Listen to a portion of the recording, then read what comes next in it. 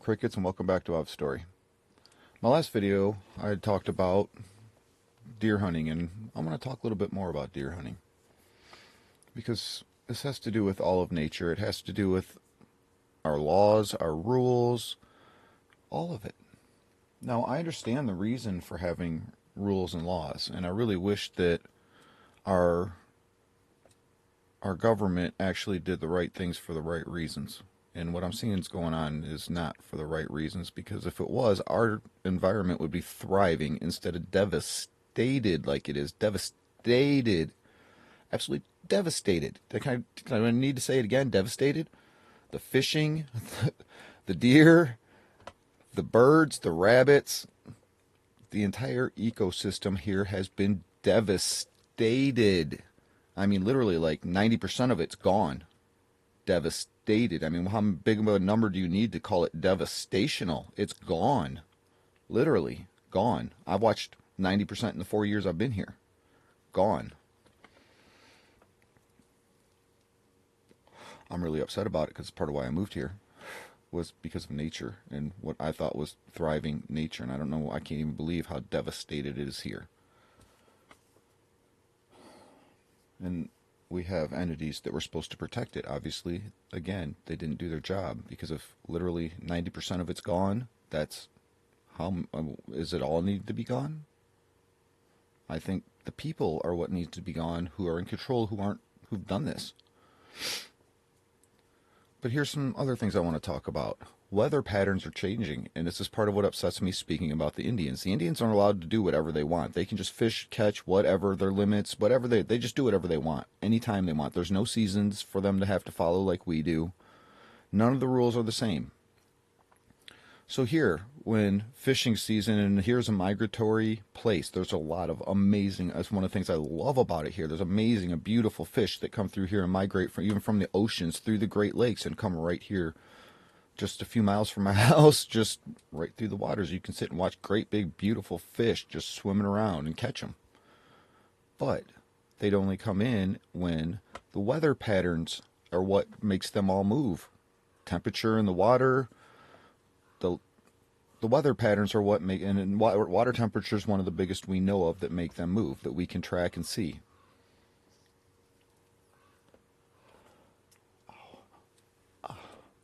So, there it goes.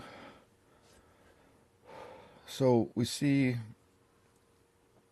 the population of that's been hit incredibly hard, and the Indians are allowed to put up nets and just catch them by the schools, which we're not allowed to do, because they claim they're feeding their community with them. Well, they are, but they're selling them to their community. They're not just taking it back to the elders and putting them in their freezers, and this is how we live. No, they get government, they already get government food. People don't understand this either, and I'm going to be talking a whole lot about what I've learned and where your tax dollars are going. You know, I see it on TV, and I really wonder if throughout the United States, other Indian cultures actually truly live like Native Americans and actually respect and have the true, what we were taught was the honest, down to earth, we love the earth, be at one with the earth, people that they are. But with the weather pattern changing for us white men, and anybody who's non-Indian, I shouldn't even just say white men, and for anybody who's not an Indian, this year, since the weather stayed warmer later, the fish didn't come in until after the season was over. 2 days after season ended, the fish started coming in. Well, that meant anybody but an Indian was not allowed to fish for them, which isn't right. I talked about the Indian who couldn't track his deer. I can also tell you about Canadians, because I can see Canada from a mile from my house. Or not a mile, 1 block from my house. Yeah, it is 1 mile to the block. So 1 mile from my house, I can see Canada. The Canadians come down here and hunt. I'll tell you, I can't tell you how many deer I see running around with arrows stuck in them, because they come down and shoot outside of their limits as soon as they see them. They're not patient. They don't wait. They just shoot from distances outside the means and then poke them with, and then we have dead deer running around with, falling over with arrows inside of them. We call them porcupines. I really have a problem with all that. But also with the season changing, I still won't hunt. There's deer coming right up to my window out here that I could go out and get, but I won't. You know why?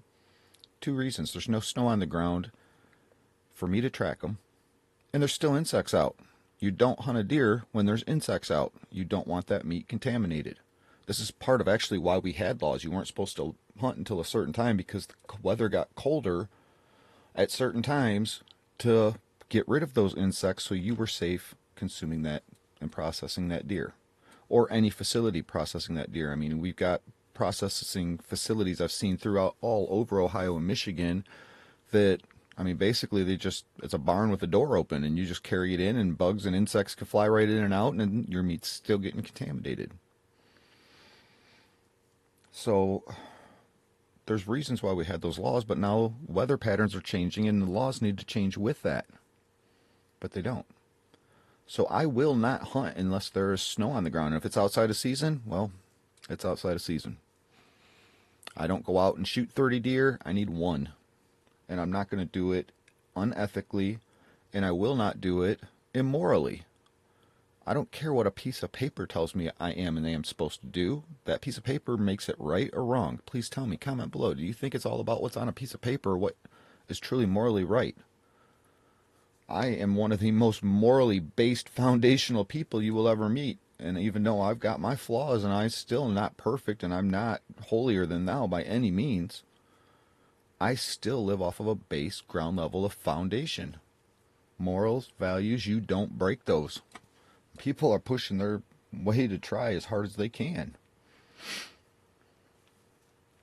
So I won't go shoot a deer because, you know what? If I don't get that vital shot and drop it in 20 feet and it has to run 100 yards and around here in forest and woods, I want to be able to track it and know I can find it. If there's no snow on the ground, good luck. So why am I going to go out and shoot it now? Because that doesn't seem right to me. There's still insects flying around. I go out there and try to process that animal. I cannot hang it for a week like you're supposed to. You're supposed to hang it for 5 days minimum. It's not warm or it's not cold enough out right now. It's too warm out to hang it. We're hitting still 50 degrees during the day, so I cannot hang it outside, and then it's going to get insects on it. None of that's right. And this is why we had laws, and I'm following what the moral laws were supposed to be, but the laws haven't changed to follow with what the patterns are now taking place. And this is going to be hurting people. They're going to be getting sick. We have a dead deer that people can't find. I mean, this is going against all of the moral traditions as to why we even had these laws to begin with. And there's more beyond all of that, you know, like deer being pregnant. You don't want to shoot a pregnant deer. So we have to follow the rules along with, you know, the mating seasons. And I know all of that kind of stuff. There's reasons, and that's what the laws were based on and were supposed to be around. But that's not what is taking place today. And you weren't supposed to go and shoot 30 deer. Nobody's stopping people from shooting 9. And it's not just the Indians, people. I am not at all trying to put the Indians down. I've met some wonderful ones that I truly love. They're wonderful people.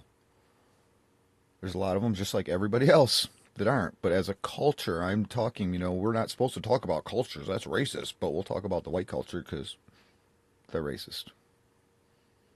God, this world. No, I'm here to speak the truth about everything I see. I'm not here to put anybody down, demean anybody. I'm here to give you the facts. And that's all it is. I want right for everybody. I want right for the Indians. I want right for the Mexicans. I want rights for the blacks, the whites, the yellows, the greens, the blues. I don't care what color your skin is or what your ethnical background is. All I care about, where's your heart at? Do you care about people or are you all about yourself? Does money mean more to you than the person that you're holding hands with?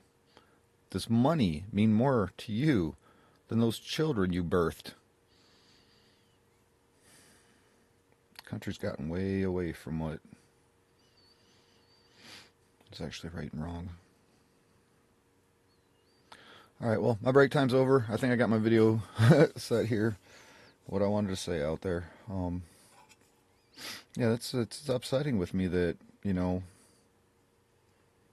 I shouldn't even be having to make this video. The government, the DNR, all the different entities in our Natural resources should already be figuring this stuff out and thinking about this stuff and making changes themselves.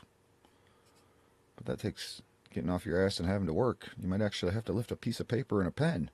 Well, that might be a lot of work. I forgot. Reading teleprompters is a lot of work today, right? How far down does man go before we are incompetent and incapable of anything?